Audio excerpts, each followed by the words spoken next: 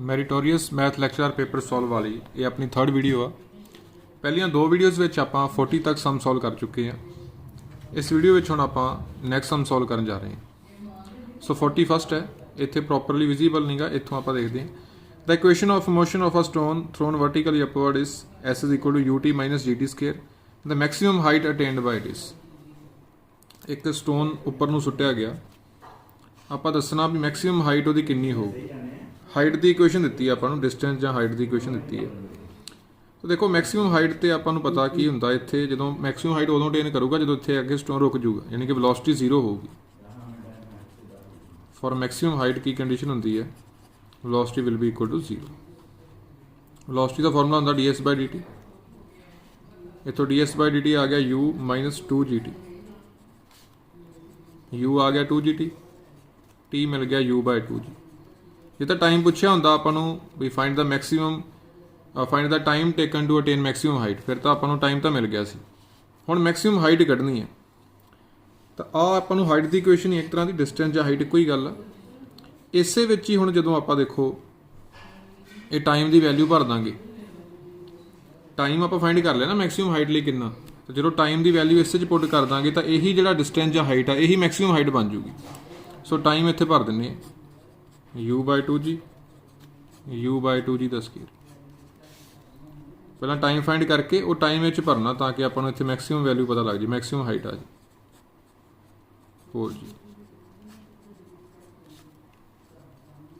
ਇਹ ਬਣ ਗਿਆ ਆਪਣੇ ਕੋਲ u ਸਕੁਅਰ ਬਾਈ 4g। ਤਾਂ ਕਰੈਕਟ ਆਪਸ਼ਨ ਇਹ ਚਾਹੀਦਾ ਸੀ u square by 4g, but option 'ਚ ਕਿਤੇ ਹੈ ਨਹੀਂਗਾ। ਸੋ ਐਕਚੁਅਲੀ ਕਰੈਕਟ ਆਪਸ਼ਨ ਇਹਦਾ ਬਣਦਾ u ਸਕੁਅਰ ਬਾਈ 4g। ਇਹਨਾਂ ਨੇ u ਸਕੁਅਰ ਬਾਈ 2g ਐਕਚੁਅਲੀ ਮੰਨਿਆ ਹੋਇਆ। u ਸਕੁਅਰ ਬਾਈ 2g ਤਾਂ ਹੋਣਾ ਸੀ ਜੇ ਆਪਾਂ ਨੂੰ ਇਹ ਇਕੁਏਸ਼ਨ ਆਫ ਮੋਸ਼ਨ ਨਾ ਦੱਸਦੇ, ਮਤਲਬ ਆਪਣਾ ਜਨਰਲ ਆਪਣੀ ਇਕੁਏਸ਼ਨ ਆਫ ਮੋਸ਼ਨ ਹੁੰਦੀ, ਫਿਰ ਆਪਾਂ ਕੀ ਕਰਦੇ, ਫਿਰ ਆਪਣੇ ਕੋਲ ਆ ਇੱਕ ਜਨਰਲ ਫਾਰਮੂਲਾ ਹੁੰਦਾ। ਇੱਥੇ ਆਪਾਂ ਕਹਿੰਦੇ for maximum height velocity zero ਹੋਊਗੀ, ਇਹਨੂੰ ਜ਼ੀਰੋ ਭਰ ਦਿੰਦੇ।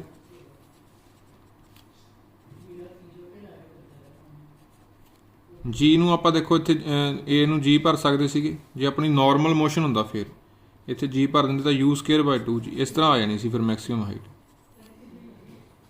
ਇਹ ਫਾਰਮੂਲਾ ਲੱਗ ਜਾਣਾ ਸੀ, ਚਲੋ ਪੋਜ਼ਿਟਿਵ ਹੋ ਜਾਣਾ ਸੀ।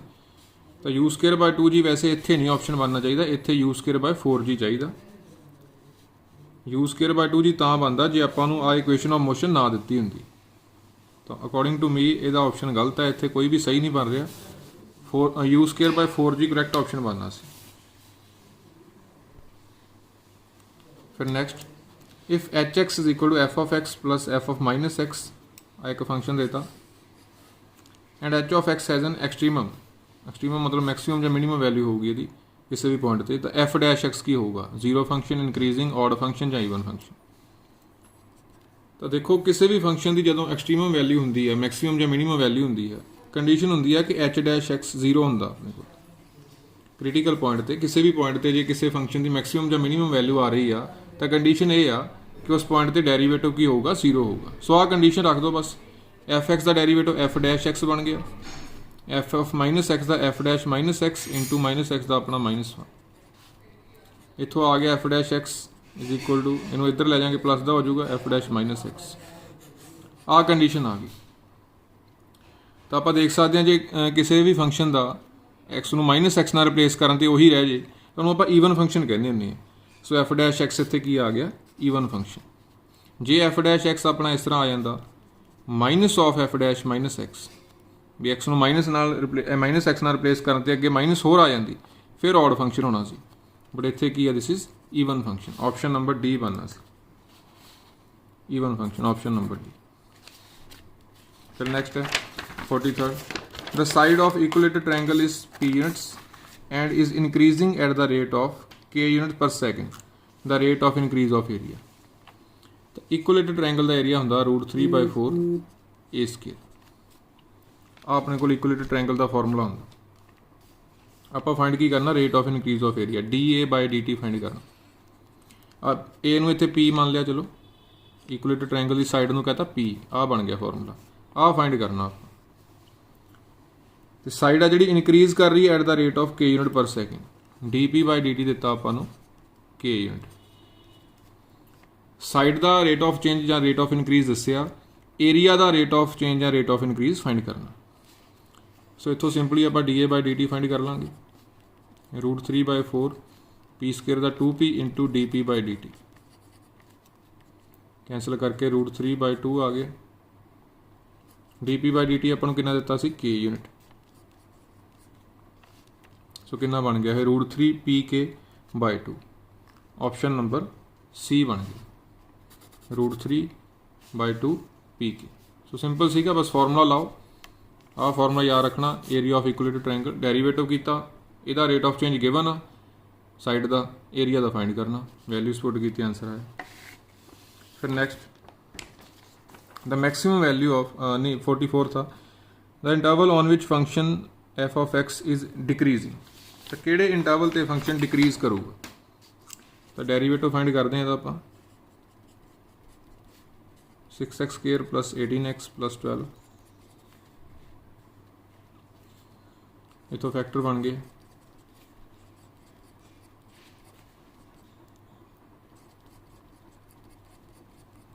इतों क्रिटिकल पॉइंट फाइंड कर लाँगे,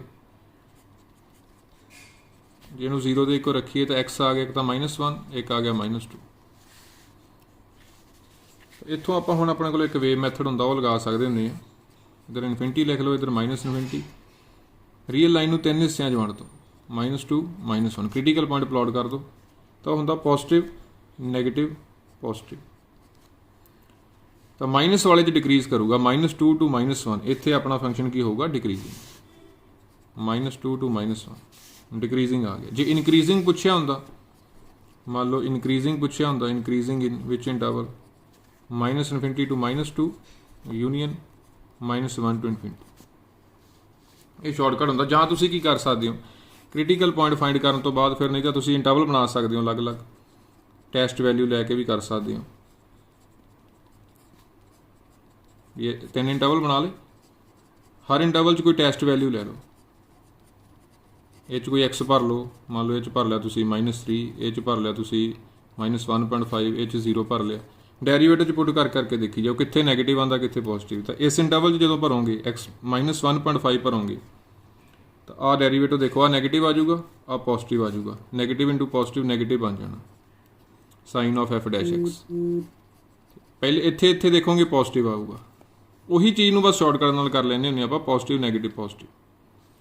तो अपना जिहड़ा डिक्रीजिंग आ गया -2 to -1, इस वाले इंटरवल में डिक्रीजिंग आ गया। इनक्रीजिंग इन्ना जाना सी -∞ to -2 यूनीयन -1 to ∞। सो इसका ऑप्शन बन गया ऑप्शन नंबर बी। फिर next, the maximum value of f of θ is equal to a sin θ + b cos θ। तो ये सिंपल होंदा, देखो इस तरह के फंक्शन का डायरैक्ट रिजल्ट आ, मिनीमम वैल्यू कितनी होंदी है तो मैक्सिमम कितनी होंदी है, दोनों पता होना। मिनीमम होंदी है a² + b² का अंडर रूट, अगे माइनस लग जानी है, मैक्सिमम आ होंदी। सो ऑप्शन नंबर डी बन जाना सी। इस तरह का होर भी कोई बन सकता क्वेश्चन, मान लो 3 sin θ + 4 cos θ की पुछ लैन मैक्सिमम, तो तुसीं कर दोगे 3² + 4² का अंडर रूट 5 आ जाना, मिनीमम पुछ लैन तो -5 आ जाना। सो ये डायरैक्ट रिजल्ट याद रखो। फिर नेक्स्ट है, the normal to the curve this at θ always passes through fixed point. आ पैरामीटर इक्वेशन आ किसी कर्व दियाँ, उत्थे पहला नॉर्मल फाइंड करो, फिर देखो कि वो किहड़े पॉइंट चों हमेशा लंघूगा ही लंघूगा, किहड़े चों पास करूगा, 4 ऑप्शन आ। तो पहला तो चलो नॉर्मल की इक्वेशन फाइंड करते हैं। आपां नूं पैरामीटर इक्वेशन गिवन आ, इत्थों पहला आपां स्लोप लभदे हैं dx/dθ dy/dθ करके, ए कॉन्सटेंट आ sin θ का cos θ, तो dy/dx लभ लेने, चलो पहला बाद नैगेटिव रेसिप्रोकल कर देंगे, a cos θ upon -a sin θ minus cos by sine बन गया। जे टेंजेंट की स्लोप आ तो नॉर्मल की हो जूगी, यदा नैगेटिव रेसिप्रोकल कर दो, ये टेंजेंट की आ गई, वो आ जूगी, फिर नैगेटिव रेसिप्रोकल किया sin θ बाय cos θ tan θ आ गई, स्लोप मिल गई। पैरामीट्रिक च पॉइंट आही होंगे है, बस नॉर्मल की इक्वेशन बनाने लगे हैं। इक्वेशन ऑफ नॉर्मल की होंगी है y - y1 m × x - x1, ਆਹੀ पॉइंट आही x1 y1 यही ਹੁੰਦਾ है parameter y1 a sin theta भरता स्लोप tan थीटा आ x हैगा a plus a cos theta आ बन गया। ਹੁਣ ਜਦ ਤੁਸੀਂ ਇੱਥੋਂ ਤੱਕ ਹੀ ਨਾ ਆਪਾਂ ਹੁਣ ਸਿੱਧੇ ਆਪਸ਼ਨ 'ਚ ਭਰ ਭਰ ਕੇ ਦੇਖ ਲਈਏ ਵੀ ਇਹ ਜਿਹੜਾ ਨਾਰਮਲ ਦੀ ਕੁਐਸਚਨ ਤਾਂ ਬਣ ਚੁੱਕੀ ਹੈ, ਇਹਨੂੰ ਸਹੀ ਕਰਨਾ ਬਸ ਸਟੈਂਡਰਡ ਫਾਰਮ ਬਣਾਉਣੀ ਬਾਕੀ ਆ। ਜਾਂ ਤਾਂ ਇੱਥੋਂ ਹੀ ਪੁੱਟ ਕਰਕੇ ਦੇਖ ਲਈਏ ਵੀ ਕਿਹੜਾ ਪੁਆਇੰਟ ਸੈਟੀਸਫਾਈ ਕਰੂਗਾ। ਇੱਕ ਤਾਂ ਮੈਥਡ ਇਹ ਆ, ਜਾਂ ਫਿਰ ਇਹਨੂੰ ਜਮਾਂ ਪ੍ਰੋਪਰ ਫਾਰਮ ਬਣਾ ਲਈਏ, ਇਸ ਤਰ੍ਹਾਂ ਦੀ ਫਾਰਮ ਬਣਾ ਲਈਏ, ਉੱਥੋਂ ਪਤਾ ਲੱਗ ਜੂਗਾ ਕਿਹੜੇ ਪੁਆਇੰਟ 'ਚ ਪਾਸ ਕਰਦਾ। ਤਾਂ ਆਪਾਂ ਦੇਖਦੇ ਹਾਂ, ਦੇਖੋ ਇੱਥੋਂ ਹੀ ਪੁੱਟ ਕਰਕੇ ਦੇਖਦੇ ਹਾਂ। 0 0 ਚੋਂ ਲੰਘਦੀ ਇਹ, x ਨੂੰ 0 ਭਰ ਦਈਏ, y ਨੂੰ 0, ਤਾਂ ਨਹੀਂ ਇਕੁਅਲ ਆਣੇ ਲੈਫਟ ਰਾਈਟ। 0 0 ਚੋਂ ਤਾਂ ਨਹੀਂ ਪਾਸ ਕਰਨਾ ਇਹਨੇ। a 0 ਚੋਂ x ਨੂੰ ਜੇ a ਭਰ ਦਈਏ, ਦੇਖੋ a ਨਾਲ a ਕੈਂਸਲ ਹੋ ਜੂਗਾ, y ਨੂੰ 0, y ਨੂੰ 0 ਭਰ ਦਈਏ, ਦੇਖੋ x ਨੂੰ a ਭਰ ਦਈਏ, ਕੈਂਸਲ ਹੋ ਜੂਗਾ, ਆ ਬਚ ਗਿਆ। ਇਹਨੂੰ ਜੇ ਸਾਈਨ ਬਾय cos ਲਿਖੋਗੇ, cos ਨਾਲ cos cancel, minus a sine ਹੀ ਰਹਿ ਜਾਣਾ, ਇਹ ਵੀ ਮਾਈਨਸ a ਸਾਈਨ, ਇਕੁਅਲ ਆ ਜਾਣੇ। ਸੋ ਕਰੈਕਟ ਆਪਸ਼ਨ ਆਪਣਾ ਬਣ ਜੂਗਾ a 0, ਆਪਸ਼ਨ ਨੰਬਰ B ਬਣ ਜੂ। ਉਂਝ ਜੇ ਡਾਇਰੈਕਟ ਵੀ ਹੋ ਜਾਣਾ ਸੀਗਾ, ਜੇ ਆਪਾਂ ਆਪਸ਼ਨ ਤੋਂ ਵਿਦਆਊਟ ਆਪਸ਼ਨ ਦੇਖਣਾ ਹੋਵੇ, ਵੀ ਸਿੱਧਾ ਆਨਸਰ ਤੇ ਜਾਣਾ ਹੋਵੇ, ਫਿਰ ਆਪਾਂ ਨੂੰ ਬ੍ਰੈਕਟ ਖੋਲ੍ਹਣੇ ਪੈਣੇ ਆ।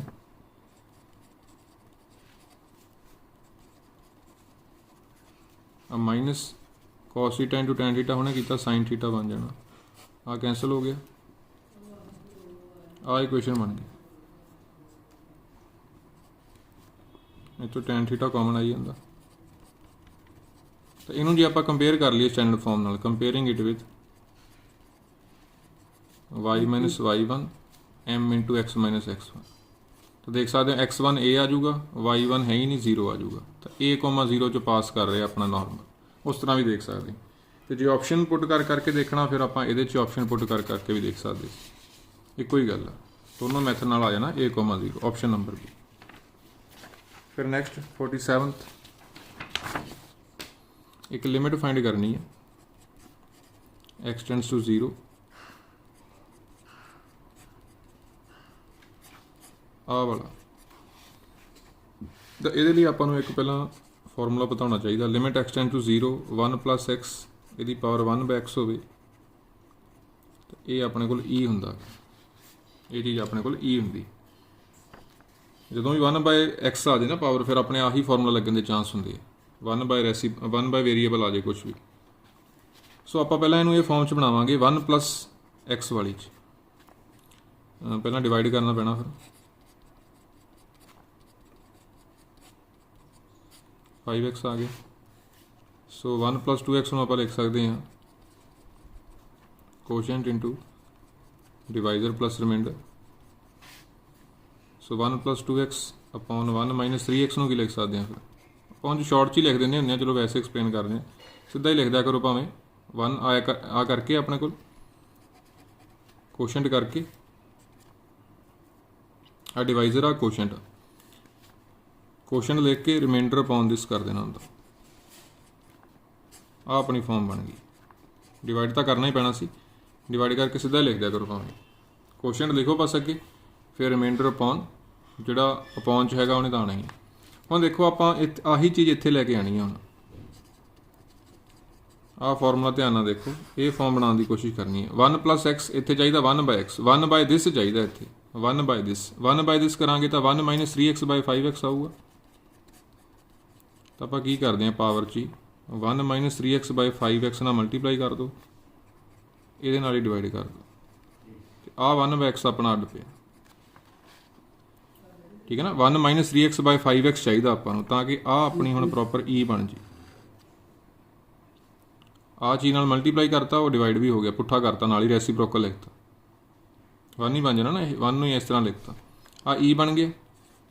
ऊपर देख लो पावर की बची है, एक्स नूं भर देना 0, ई रेस टू पावर 5 आ गया, ई रेस टू पावर 5।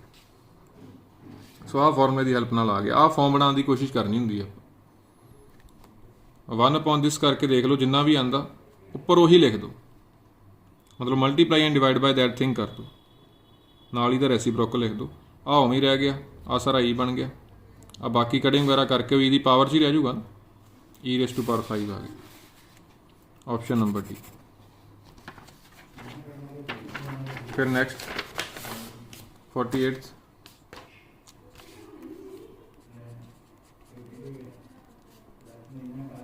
an ਦਿੱਤਾ ਆਪਾਂ ਨੂੰ n रेज़ टू पावर -1 ਨੂੰ 1/n लिख ਲਾਂਗੇ। लिमिट इनफीरीयर फाइंड करनी है जी। लिमिट इनफीरीयर एक होंदा लिमिट सुपीरीयर, एक होंदा इनफीरीयर।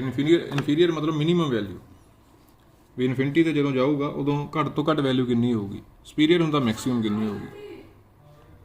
तो देखो 1/n, n इनफिनिटी आ तो 0 बनना ही बनना, इहदा तो कोई है नहीं गा। ठीक है, मतलब पहला चलो आही लिख देंगे सारा, लिमिट इनफीरीयर फाइंड करना। हम देखो जो लिमिट भरांगे आ तो 0 बनना ही बनना ना, इहदा देखना इनफिनिटी ते जाके कितना बनूगा। तो इन्हें हमेशा वैल्यूज़ ली जानियां, या तो -1 या +1, -1 1, इस तरह इन्हें जाई जाना ऑड ईवन तो, इस तरह करके इनफिनिटी ते भी ऐं चली जाना इन्हें। तो देख लो बस इनफीरीयर आ तो यदी वैल्यू -1 रह जानी है, सुपीरीयर होंदा तो +1 बन जानी सी, इनफीरीयर आ तो -1 रह जाना, घट तो घट वैल्यू यदी, तो बस -1 आ गया आंसर। जे सुपीरीयर कहते तो +1 आ जानी सी, इन्हें तो 1 + 0 बनना ही बनना, बस इहदा रोल सीगा। सो ऑप्शन नंबर -1 अपना किहड़ा ऑप्शन है, बी, ऑप्शन नंबर बी बन गया। फिर नेक्स्ट 49th 1 + log x।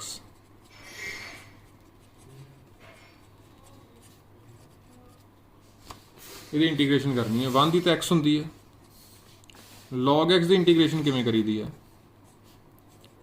1 नूं सैकेंड फंक्शन मान लो तो यूवी रूल ला दईदा हुंदा। किसी भी इनवर्स ट्रिग्नोमैट्रिक की करनी हो, ठीक है, ਜਾਂ log वाले फंक्शन की करनी हो तो हमेशा ही करी दी है, consider 1 as second function and apply UV rule.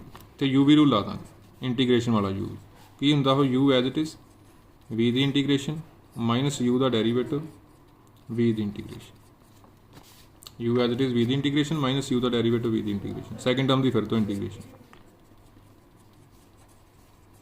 अब आंदी होगी एक्स, कितना आ गया x log x + c, x log x + c है, के कह लो c कह लो, एक ही गल है, ऑप्शन नंबर पी। फिर नेक्स्ट है 50th क्वेश्चन।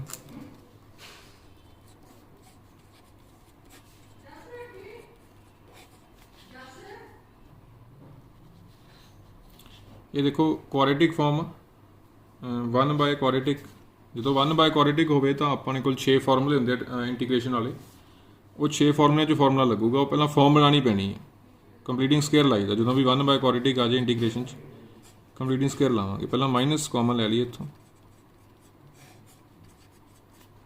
हुण एक्स का कोफिशिएंट हाफ करके स्केयर करांगे, इसका कोफिशिएंट -2 है, हाफ -1 स्केयर हो गया +1, 1 ऐड कर दो, 1 सबट्रैक्ट कर दो।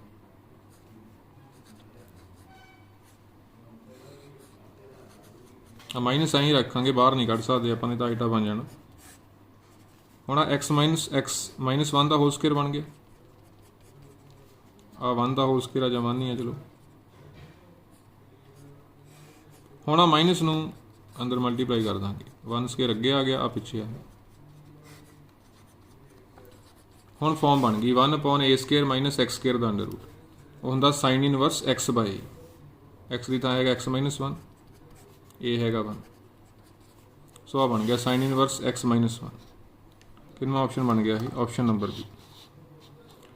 सो कंप्लीटिंग स्केयर लाना होंदा इस तरह की 1/क्वाड्रेटिक, तो उन्होंने 6 फॉर्मूलिਆਂ चों ਜਿਹੜੇ डिनोमीनेटर वाले फॉर्मूले होंदे आ, डिनोमीनेटर 'ਚ क्वाड्रेटिक आ जाए तो 6 फॉर्मूले होंदे आ, उन्हां 'चों लगना होंदा कोई ना कोई। 1/√a² minus x² sine inverse x/a। फिर नेक्स्ट अगेन इस टाइप का ही है, अगेन 1/क्वाड्रेटिक। 51st क्वेश्चन 1/क्वाड्रेटिक है तो 6 फॉर्मूलिਆਂ 'चों ही लगूगा कंप्लीटिंग स्केयर लगा के।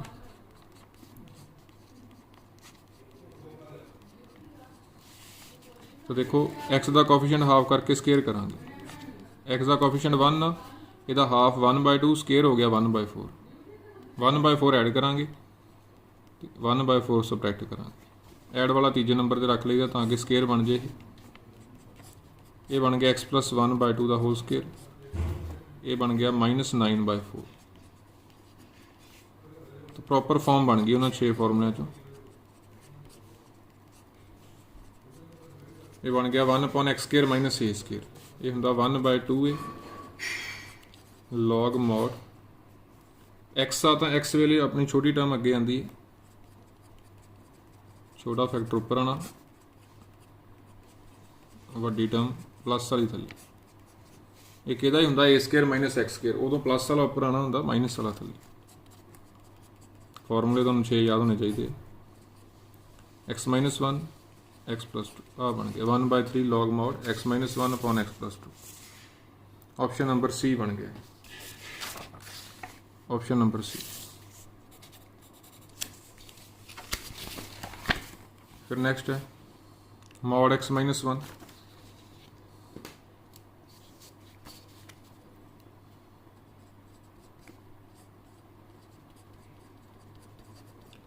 तो ये आप ब्रेक करके करते हैं, स्प्लिट करके, क्योंकि आपको पता ना x माइनस 1 की mod 1 तो स्प्लिटिंग हो जाती है mod x माइनस 1 की। जे तो x लैस दैन 1 आ, चो माइनस वाला निकलता। जे x greater than equal to 1 equal to greater than ना ला दीदा होंदा x माइनस 1, तो प्लस वाला होंदा। तो 0 तो 2 दे विच आपां नहीं दस सकते ना, हो सकता 1 तो छोटा हो सकता 1 तो वड्डा हो। सो 1 तो ब्रेक करना पैना, इहनूं 1 तो ब्रेक करना जरूरी होंदा है, बिकॉज 0 तो 2 दे विच हो सकता नैगेटिव, इत्थों पता नहीं ना पहला नैगेटिव निकलना कि पॉजिटिव। सो जिहड़े पॉइंट ते स्प्लिट हो रहा उत्ते ब्रेक कर लीदा। हुण इत्थे देखो अपना x 0 तो 1 दे विच आ, 1 तो छोटा माइनस वाला निकल जूगा। इत्थे 1 तो 2 दे विच आ, 1 तो वड्डा प्लस वाला निकल जूगा। तो मॉड वेले पहलां दसना हुंदा की निकलना। हुण आपां कर दिंदे इंटीग्रेशन। ये 1 माइनस एक्स बन लो, 1 दी x हो गई minus x the x square by 2, ये x square by 2 minus x. पहला अपर लिमिट, लोअर तो 0 ही बन जानी, चलो लोड़ ही नहीं। इत्थे पहला upper limit minus lower limit, ये बन गया 1/2, ये 2 माइनस 2 कटिया गया, माइनस 1/2 प्लस 1/2, 1 बन जाना। ऑप्शन नंबर ए बन गया। फिर नेक्स्ट है 53rd रीमन सम है।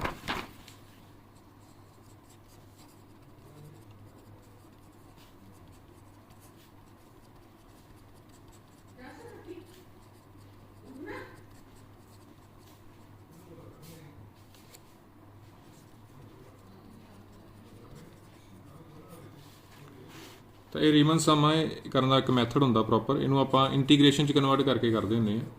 पहले इहदी जनरल टर्म फाइंड करांगे आपां। आ देखो इत्थे π/2n लास्ट ते πn/2n। आपां इस तरह देख सकते हैं, देखो पाई दे नाल पहलां 1 लग्या होगा, इत्थे π/2n तो आना ही आना ना, π/2n तो पक्का ही है, क्योंकि लास्ट ही आपां देख रहे हैं ना n आ गया, इत्थे एक्सट्रा आ गया। π/2n तो करते करते n लास्ट से ऐड होया, मतलब मल्टीप्लाई होया नाल। पहला 1 आया होगा, फिर 2 आया होगा ना नाल, 2 π/2n कट के रहा होगा πn, फिर आया होगा sin 3 π/2n, 4 π/2n करते करते n π/2n। सो 1 तो लैके इत्थे n तक आउंदे रहे हैं, यानी कि जनरल लिख सकते हैं r आउंदा रहा। ठीक है, r कितों लैके कितों तक आंदा रहा, 1 तो लैके n तक। इस तरह पहले इन्हूं जनरल टर्म लिख ली है। हुण इहदा मैथड हुंदा एक, इन्हूं इंटीग्रेशन च कन्वर्ट करांगे, रिप्लेस r/n नूं x नाल रिप्लेस कर दईदा। आपां लैक्चरर वाली एक वीडियो च भी कीता सी, लैक्चरर नंबर 2 जिहड़ी अपनी वीडियो सी उह 'च 2 क्वेश्चन इसे नाल दे कीते सी, बिल्कुल सेम आ, 2 एग्जाम्पल दे के समझाया होया। रिप्लेस r/n/x 1/n/dx, तो ये अपनी इंटीग्रेशन च बन जाना, 1/n/dx बन जूगा, r/n अपना बन गया x। तो लिमिट्स भी इत्थों ही आंदियां, r/n ही लिमिट होंदियां। पहला r नूं 1 भर दो, 1/n जो करोगे 1/∞ 0 बन जाना, लोअर लिमिट 0 आ गई। फिर अपर लिमिट भर दो, n भर दो, इनू r नूं n भर देंगे, r/n ही लिमिट है, बिकॉज x ही लिमिट होंदी है ना, r/n कौन है x दी लिमिट देखनी होंदी है। ये 1 हो गया, सो 0 to 1 बन गई। हुण इहदी इंटीग्रेशन कर देनी, माइनस कॉस अपॉन π/2, इस तरह बन जूगी।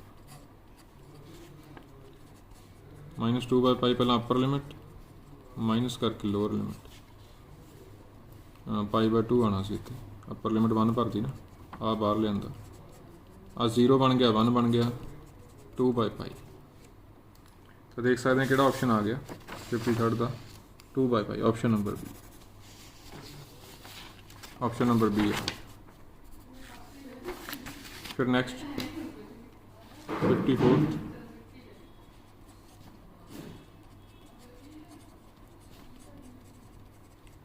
ਇਹਦਾ ਆਪਾਂ ਦੱਸਣਾ log 10x तो ये ਆਪਾਂ प्रॉपर्टीज़ लगाने ਹੁੰਦੇ ਆ ਜਦੋਂ ਵੀ ਲਿਮਿਟ 0 to a ਹੋਵੇ ਆਪਣੀ ਕੋਸ਼ਿਸ਼ ਹੁੰਦੀ ਹੈ फोर्थ प्रॉपर्टी ਲਾਉਣ ਦੀ। फोर्थ प्रॉपर्टी ਕੀ ਕਰਦੀ ਆ x ਨੂੰ ਅਪਰ ਲਿਮਿਟ -x ਨਾਲ ਰਿਪਲੇਸ ਕਰ ਦਿੰਦੀ ਹੈ x ਨੂੰ ਅਪਰ ਲਿਮਿਟ -x ਨਾਲ। ਸੋ ਕਿੰਨਾ ਬਣ ਗਿਆ ਇਹ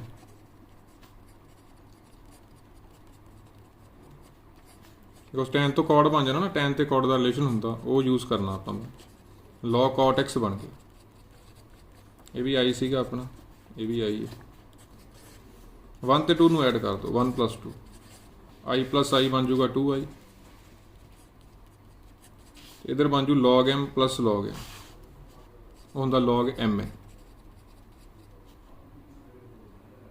इस तरह बन जूगा log m + log n log m + log n और प्रॉपर्टी होंगी है log m है तो tan ते cot की होंगे हम एक दूजे के रेसिप्रोकल cot x नूं 1/tan x लिख सकते हैं कट्टे जाएंगे log 1 रह गए log 1 होंदा 0 0 की इंटीग्रेशन करोगे वो भी 0 ही बनना आई कितना बन गया 0 बन गया बिकॉज 0 की इंटीग्रेशन लिमिट भी भरांगे ना वैसे तो 0 की इंटीग्रेशन आप कॉन्सटेंट मान लें पर क्योंकि लिमिट भी भरनी है वो c - c 0 ही बन जाना जो लिमिट वाला क्वेश्चन हो फिर 0 की इंटीग्रेशन 0 ही है log 1 0 0 की इंटीग्रेशन भी 0 i 0 आ गई सो किहड़ा ऑप्शन बन जाना सी ऑप्शन नंबर ए।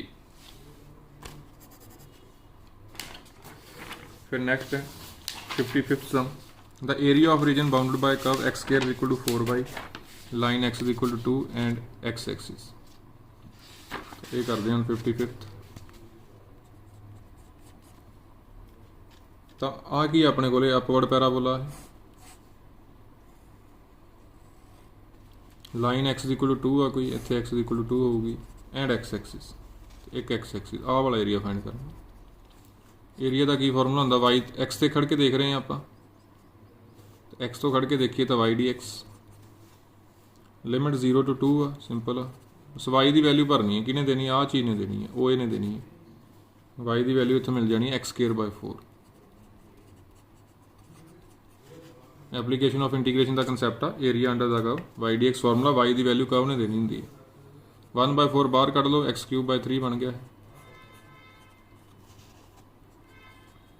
पहला upper limit minus lower limit 8/12 that is 2/3 2/3 option आ गया ऑप्शन नंबर बी।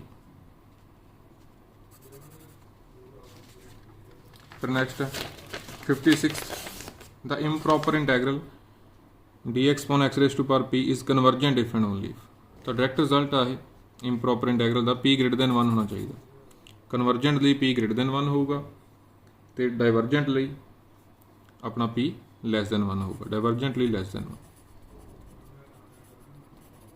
इस तरह का एक होर रिजल्ट भी होंगे मान लो लिमिट a to b हो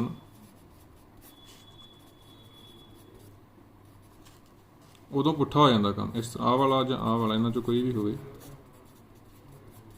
उदों पुट्ठा होंगे जे फाइनाइट लिमिट्स होन अपने को तो फिर कन्वर्जेंट लिए होंगे p <1 डाइवर्जेंट लिए p > 1 कन्वर्जेंटली आह <1 डाइवर्जेंटली >1 पर जे a 0 to इनफिनिटी हो फिर अपना इस तरह कन्वर्जेंटली p > 1 डाइवर्जेंटली p <1 ये भी ध्यान रखना।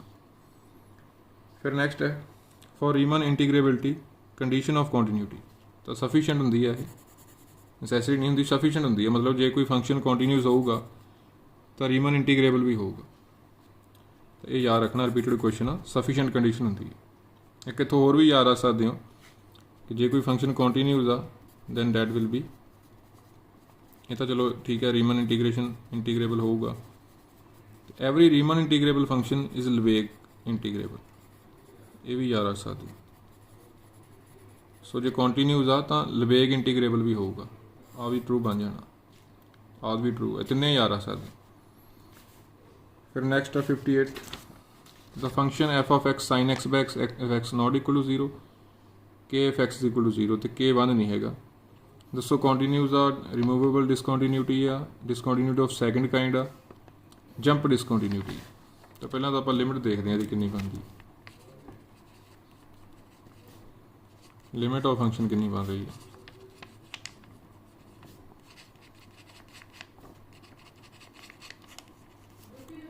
ਤਾਂ sin x by x limit x tend to 0 1 ਹੁੰਦਾ, ਲਿਮਿਟ 1 ਆ ਗਈ। f of 0 ਕਿੰਨਾ, ਉਹ ਹੈਗਾ ਕੀ, ਤੇ k 1 ਨਹੀਂ ਦਿੱਤਾ ਹੋਇਆ, ਸਪੈਸ਼ਲੀ ਲਿਖਿਆ ਵੀ k 1 ਨਹੀਂ ਹੈਗਾ। ਸੋ ਇਕੁਅਲ ਨਹੀਂ ਆਏ ਇਹ ਫੰਕਸ਼ਨ ਦੀ ਲਿਮਿਟ ਤੇ ਫੰਕਸ਼ਨ ਦੀ ਉਸ ਪੁਆਇੰਟ ਤੇ value, these are not equal. So continuous ਤਾਂ ਹੈ ਨਹੀਂਗਾ। ਹੁਣ ਕੰਟੀਨਿਊਟੀ ਦੇਖਣੀ ਆ, ਡਿਸਕੰਟੀਨਿਊਟੀ ਦੇਖਣੀ ਹੈ ਕਿਹੜੀ ਆ। ਤਾਂ ਇਹ ਰਿਮੂਵੇਬਲ ਡਿਸਕੰਟੀਨਿਊਟੀ ਆ। ਰਿਮੂਵੇਬਲ ਮਤਲਬ ਹੁੰਦਾ ਵੀ ਜੇ ਆਪਾਂ ਫੰਕਸ਼ਨ ਨੂੰ ਇੱਥੇ ਰੀਡਿਫਾਈਨ ਕਰ ਦਈਏ ਉਸ ਪੁਆਇੰਟ ਤੇ x is equal to 0 ਤੇ k ਲਿਆ ਹੋਇਆ ਨਾ ਵੀ ਆਪਾਂ ਰੀਡਿਫਾਈਨ ਕਰ ਸਕਦੇ ਹਾਂ, k not equal to 1 ਆਪਾਂ ਰੀਡਿਫਾਈਨ ਕਰਕੇ 1 ਬਣਾ ਦਈਏ ਤਾਂ ਉਹੀ ਕੰਟੀਨਿਊਟੀ ਆਪਣੀ ਰਿਮੂਵ ਹੋ ਜਾਊਗੀ। ਉਹਨੂੰ ਆਪਾਂ ਕਹਿੰਦੇ ਹੁੰਦੇ ਆ ਰਿਮੂਵੇਬਲ ਡਿਸਕੰਟੀਨਿਊਟੀ। ਸੋ ਆਪਸ਼ਨ B ਆ ਜਾਣਾ ਸੀ। ਜਦੋਂ ਆਪਾਂ f0 ਨੂੰ ਚੇਂਜ ਕਰਕੇ ਜੇ ਫੰਕਸ਼ਨ ਕੰਟੀਨਿਊਸ ਬਣਾ ਸਕਦੇ ਹਾਂ f of c ਨੂੰ ਚੇਂਜ ਕਰਕੇ, then that discontinuity is called removable discontinuity। Option B ਆ ਜਾਊ। ਫਿਰ ਨੈਕਸਟ 59th ਇਨਇਕੁਐਲਿਟੀ ਦੱਸੀ ਆਪਾਂ ਨੂੰ, ਇੱਕ ਦੱਸਣਾ ਵੀ ਇਹ ਕਦੋਂ ਟਰੂ ਹੋਊਗੀ। For all real x for x is equal to 0, for all real x greater than 0, for all real x less than 0। ਦੇਖੋ ਵੈਸੇ ਤਾਂ ਇਹ ਰੀਮਨ ਇੰਟੀਗ੍ਰੇਸ਼ਨ ਦਾ ਹੀ ਕਨਸੈਪਟ ਆ, ਉੱਥੋਂ ਡੈਰੀਵੇਸ਼ਨ ਹੋਈ ਵੀ ਆ ਪ੍ਰੋਪਰ ਇਹਦੀ, ਲੋਅਰ ਲਿਮਿਟ ਤੇ ਅਪਰ ਲਿਮਿਟ ਕਰਕੇ ਉਸ ਤਰ੍ਹਾਂ ਕਰਕੇ mb a ਉਸ ਤਰ੍ਹਾਂ ਕਰਕੇ ਕਿਸੇ ਵੀ ਫੰਕਸ਼ਨ ਦੀ ਜਿਹੜਾ ਇੰਟੀਗ੍ਰੇਸ਼ਨ ਹੁੰਦਾ। ਪਰ ਉੱਥੇ ਨਹੀਂ, ਚਲੋ ਲੈਂਥੀ ਹੋ ਜਾਊ ਉਹਦੇ ਨਾਲ, ਤਾਂ ਆਪਸ਼ਨ ਤੋਂ ਹੀ ਆਪਾਂ ਕਰ ਸਕਦੇ ਹਾਂ। ਦੱਸਣਾ ਵੀ ਕੀ ਇਹ ਹਮੇਸ਼ਾ x ਨੂੰ ਇੱਥੇ ਕੁਛ ਮਰਜ਼ੀ ਭਰ ਲਈਏ ਫਿਰ ਟਰੂ ਆ, ਜ਼ੀਰੋਲੀ ਟਰੂ ਆ, ਪੋਜ਼ਿਟਿਵਲੀ ਟਰੂ ਆ ਜਾਂ ਨੈਗੇਟਿਵਲੀ ਟਰੂ ਆ। ਤਾਂ ਪਹਿਲੀ ਗੱਲ ਦੇਖੋ, ਲੌਗ ਫੰਕਸ਼ਨ ਤੇ ਤਾਂ ਬਹੁਤ ਸਾਰੀਆਂ ਰਿਸਟ੍ਰਿਕਸ਼ਨ ਹੁੰਦੀਆਂ ਨਾ। ਲੌਗ x ਕਦੋਂ ਡਿਫਾਈਨਡ ਹੁੰਦਾ, ਜਦੋਂ x ਗ੍ਰੇਟਰ ਦੈਨ 0 ਹੋਊਗਾ। ਲੌਗ ਤਾਂ ਹਮੇਸ਼ਾ ਡਿਫਾਈਨ ਹੀ ਨਹੀਂਗਾ। ਜੇ ਤੁਹਾਡਾ x 0 ਹੋ ਗਿਆ, ਜੇ ਤੁਹਾਡਾ ਐਂਗਲ ਨੈਗੇਟਿਵ ਹੋ ਗਿਆ ਜਾਂ 0 ਹੋ ਗਿਆ, ਇਹਨੇ ਅਨਡਿਫਾਈਨਡ ਬਣ ਜਾਣਾ। ਸੋ ਪਹਿਲੀ ਗੱਲ ਆਹ ਚੀਜ਼ ਆ ਜਿਹੜੀ ਇਹ ਗ੍ਰੇਟਰ ਦੈਨ 0 ਰਹਿਣੀ ਚਾਹੀਦੀ ਹੈ। 1 + x ਗ੍ਰੇਟਰ ਦੈਨ 0 ਰਹਿਣਾ ਚਾਹੀਦਾ। ਆਪਣਾ 1 + x ਕੀ ਹੋਵੇ ਗ੍ਰੇਟਰ ਦੈਨ 0, ਇਹ ਕੰਡੀਸ਼ਨ ਆ ਆਪਣੇ ਕੋਲ। ਫਿਰ ਹੀ ਲੌਗ ਨੇ ਡਿਫਾਈਨਡ ਹੋਣਾ ਕਿ x - 1 ਤੋਂ ਤਾਂ ਵੱਡਾ ਰਹੂਗਾ ਹੀ ਰਹੂਗਾ। ਸੋ ਜੇ x - 2 ਭਰ ਦਈਏ, ਆਹੀ ਅਨਡਿਫਾਈਨਡ ਹੋ ਜਾਣਾ। ਤਾਂ ਇਨਇਕੁਐਲਿਟੀ ਨੂੰ ਚੈੱਕ ਕਰਨਾ ਤਾਂ ਬਾਅਦ ਦੀ ਗੱਲ ਆ। ਸੋ ਫॉर all real x ਤਾਂ ਕਦੇ ਵੀ ਨਹੀਂ ਹੋ ਸਕਦਾ, ਰਿਸਟ੍ਰਿਕਸ਼ਨ ਹੀ ਬਹੁਤ ਆ ਲੌਗ ਤੇ। ਫਿਰ x 0 ਭਰ ਕੇ ਦੇਖੋ ਟਰੂ ਆਉਂਦਾ ਕਿ ਨਹੀਂ। 0 ਨੂੰ ਉਂਝ ਹੀ ਭਰ ਕੇ ਦੇਖ ਲੈਂਦੇ ਹਾਂ। log 1 ਰਹਿ ਗਿਆ, ਆ 0 log 1 ਵੀ 0, ਇਹ ਤਾਂ ਇਕੁਅਲ ਹੁੰਦੇ ਆ। ਸਟ੍ਰਿਕਟ ਇਨਇਕੁਐਲਿਟੀ ਕਹਿ ਰਹੇ ਆ, 0 ਲਈ ਵੀ ਨਹੀਂ ਟਰੂ ਹੈਗਾ। For all real x greater than 0 ਇਹ ਹੋ ਸਕਦਾ, ਆਪਾਂ ਨੂੰ ਪਤਾ ਨਾ ਐਂਗਲ ਪੋਜ਼ਿਟਿਵ ਚਾਹੀਦਾ। For all real x less than 0 ਲਈ ਅਗੇਨ ਆਪਾਂ ਗੱਲ ਕੀਤੀ, ਮੰਨ ਲਓ -2 ਭਰਤਾ x ਨੂੰ, ਤਾਂ log -1 ਬਣ ਜਾਣਾ। ਤੇ log ਨੈਗੇਟਿਵਲੀ ਡਿਫਾਈਨ ਹੀ ਹੈ ਨਹੀਂਗਾ। ਸੋ all real x less than 0 ਵੀ ਨਹੀਂ ਹੋ ਸਕਦਾ। ਸੋ ਇੱਕੋ ਹੀ ਆਪਸ਼ਨ ਬਚਿਆ, for all real x greater than 0। ਜੇ x ਆਪਣਾ ਇੱਥੇ ਪੋਜ਼ਿਟਿਵ ਹੋਊਗਾ ਫਿਰ ਹੀ ਆਪਣੀ ਇਨਇਕੁਐਲਿਟੀ ਟਰੂ ਆ। ਇਹ ਧਿਆਨ ਰੱਖਣਾ ਬਸ। log ਦੀ ਜਿਹੜੀ ਆਪਾਂ ਨੂੰ ਪਤਾ ਕਦੋਂ ਡਿਫਾਈਨਡ ਹੁੰਦਾ, ਉਹਦੀ ਡੋਮੇਨ ਤੋਂ ਹੀ ਆਪਾਂ ਆਈਡੀਆ ਲਗਾ ਕੇ ਆਪਸ਼ਨ ਐਲੀਮੀਨੇਟ ਕਰ ਸਕਦੇ। ਫਿਰ ਨੈਕਸਟ ਹੈ ਆਪਣੇ ਕੋਲ 60th, which one of the following statements is correct? Function of bounded variation is always continuous. Every continuous function is a function of bounded variation. Every set is Lebesgue measurable. Every Borel set is Lebesgue measurable। ਤਾਂ ਇਹਦਾ ਦੇਖੋ D option correct ਬਣਨਾ। Boreal set ਕੀ ਹੁੰਦਾ, ਜਿਹੜਾ countable union ਤੋਂ ਬਣਿਆ ਹੁੰਦਾ of open set or closed set। It is made from countable union of open sets or closed set। ਤਾਂ ਦੇਖੋ ਜਿਹੜੇ ਓਪਨ ਸੈਟਸ ਆ ਤੇ ਕਲੋਜ਼ ਸੈਟ ਆ, ਇਹ ਆਪਣੇ ਕੋਲ ਲਬੇਗ ਮੈਜ਼ਰੇਬਲ ਹੁੰਦੇ ਆ। ਕੋਈ ਵੀ ਓਪਨ ਸੈਟ ਹੋਵੇ ਜਾਂ ਓਪਨ ਇੰਟਰਵਲ ਹੋਵੇ ਜਾਂ ਓਪਨ ਇੰਟਰਵਲ ਤੋਂ ਹੀ ਓਪਨ ਸੈਟ ਬਣਦੇ ਆ। ਓਪਨ ਇੰਟਰਵਲ ਪਹਿਲੀ ਗੱਲ ਲਬੇਗ ਮੈਜ਼ਰੇਬਲ ਹੁੰਦੇ ਆ। ਇਹਨਾਂ ਵਿਚਕਾਰ ਜਿਹੜਾ ਡਿਫਰੈਂਸ ਆ ਉਹੀ ਇਹਨਾਂ ਦਾ ਲਬੇਗ ਮੈਜ਼ਰ ਹੁੰਦਾ ਗਾ। ਓਪਨ ਜਿਹੜੇ ਇੰਟਰਵਲ ਤੋਂ ਓਪਨ ਸੈੱਟ ਬਣ ਜਾਂਦੇ ਆ ਜਾਂ ਕਲੋਜ਼ ਸੈੱਟ ਬਣ ਜਾਂਦੇ ਆ ਕਲੋਜ਼ ਵਾਲਿਆਂ ਤੋਂ, ਉਹਨਾਂ ਦੀ ਕਾਊਂਟੇਬਲ ਯੂਨੀਅਨ ਤੋਂ ਫਿਰ ਆਪਣੇ ਕੋਲ ਬਣਦਾ ਬੋਰਲ ਸੈੱਟ। ਤਾਂ ਉਹ ਵੀ ਆਪਣੇ ਕੋਲ ਲਬੇਗ ਮੈਜ਼ਰੇਬਲ ਹੁੰਦਾ। ਇਹ ਤੁਸੀਂ ਯਾਦ ਰੱਖ ਸਕਦੇ ਹੋ। ਬਾਕੀ ਸਾਰੇ ਆਪਸ਼ਨ ਗਲਤ ਆ। ਬਾਉਂਡਡ ਵੇਰੀਏਸ਼ਨ ਵਾਲਾ ਫੰਕਸ਼ਨ ਜ਼ਰੂਰੀ ਨਹੀਂ ਕੰਟੀਨਿਊਸ ਹੋਵੇ, ਕੰਟੀਨਿਊਸ ਫੰਕਸ਼ਨ ਜ਼ਰੂਰੀ ਨਹੀਂ ਬਾਉਂਡਡ ਵੇਰੀਏਸ਼ਨ ਵਾਲਾ ਹੋਵੇ। ਬਾਉਂਡਡ ਵੇਰੀਏਸ਼ਨ ਹੁੰਦਾ ਕਿ ਫੰਕਸ਼ਨ ਨੂੰ ਸਪਲਿਟ ਕਰ ਦਿੰਦੇ ਆ, ਪਾਰਟੀਸ਼ਨ ਬਣਾ ਦਿੰਦੇ ਆ, ਤੇ ਉਹ ਪਾਰਟੀਸ਼ਨ 'ਚ ਫਿਰ ਫੰਕਸ਼ਨ ਦੀ ਵੈਲਿਊ ਦੇਖਦੇ ਆ। ਉਹ ਸਾਰਾ ਸਮ ਵਗੈਰਾ ਕਰਕੇ ਫਿਰ ਦੇਖਣਾ ਹੁੰਦਾ ਫਾਈਨਾਈਟ ਆਉਂਦਾ ਜਾਂ ਨਹੀਂ। ਉਹਨੂੰ ਫੰਕਸ਼ਨ ਆਫ ਬਾਊਂਡ ਵੇਰੀਏਸ਼ਨ ਕਹਿੰਦੇ ਆ। ਅਤੇ ਆਪਣੇ ਕੋਲ ਰਿਜ਼ਲਟ ਹੁੰਦੇ ਆ ਕਿ ਇਹ ਜ਼ਰੂਰੀ ਨਹੀਂ ਹੁੰਦਾ ਬਾਊਂਡ ਵੇਰੀਏਸ਼ਨ ਵਾਲਾ ਕੰਟੀਨਿਊਸ ਹੋਵੇ ਜਾਂ ਕੰਟੀਨਿਊਸ ਵਾਲਾ ਫੰਕਸ਼ਨ ਬਾਊਂਡ ਵੇਰੀਏਸ਼ਨ ਵਾਲਾ ਹੋਵੇ। ਫਿਰ ਐਵਰੀ ਸੈਟ ਇਜ਼ ਲਵੇਗ ਮੈਜ਼ਰੇਬਲ ਨਹੀਂ, ਐਵਰੀ ਸੈਟ ਨਹੀਂ ਹੁੰਦਾ ਗਾ। ਐਵਰੀ ਓਪਨ ਸੈਟ ਜਾਂ ਐਵਰੀ ਕਲੋਜ਼ ਸੈਟ ਤਾਂ ਹੁੰਦਾ, ਪਰ ਐਵਰੀ ਉਂਝ ਨਹੀਂ ਕਹਿ ਸਕਦੇ ਐਵਰੀ ਸੈਟ।